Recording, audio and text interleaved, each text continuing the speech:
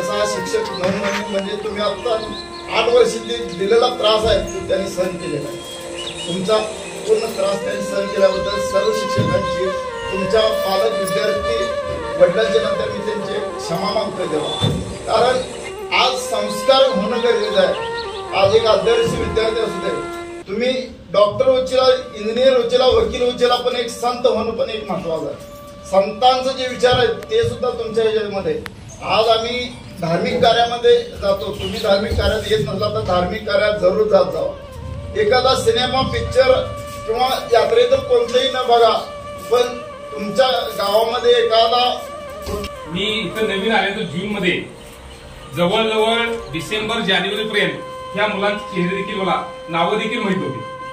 कारण आवटी सरांनी या मुलांना इतकं गुंतवून ठेवलं होतं अभ्यासामध्ये की या मुलांना मान वर करायला देखील वेळ नव्हता।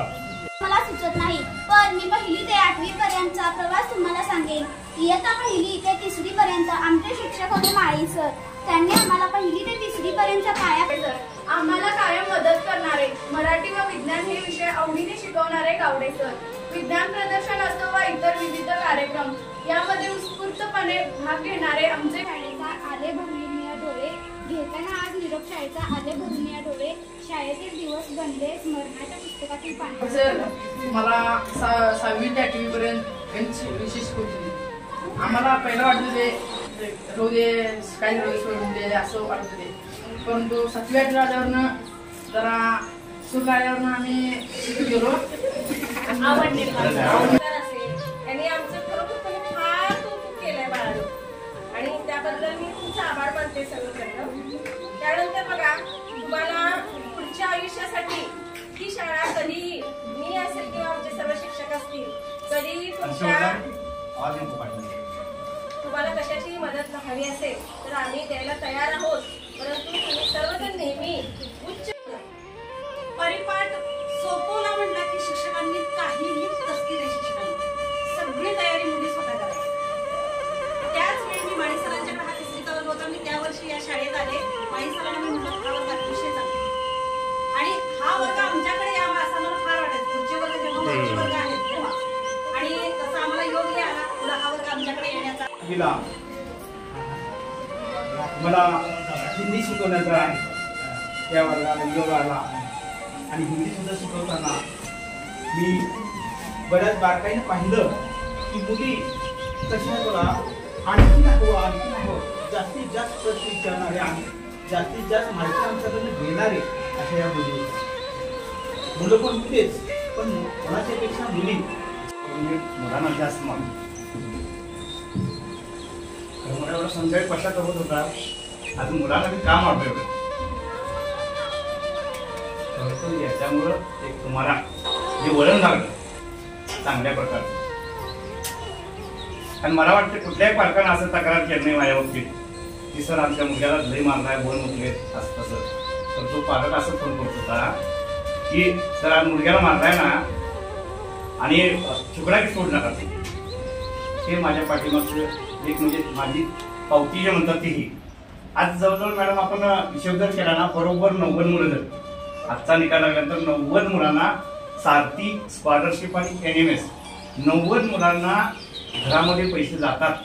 आणि ज्यावेळी पैसे जमा होतात आणि पालकांचा फोन येतो ना, त्यांना इतका आनंद होत असतो, आणि त्यांचा फोन आल्यानंतर मला खूप सर पैसे जमा झाले बघा, सर दुसरा हप्ता जमा झाला बघा, तिसरा हप्ता जमा झाला बघा, चौथा हप्ता। आणि परिस्थिती थोडीशी नॉर्मल असताना देखील अशा प्रकारचे घरातले भाऊ बहिणीचे पैसे जमा झाले की किती मोठा, फार मोठा आपण त्यांना आधार दिल्यासारखं होतो।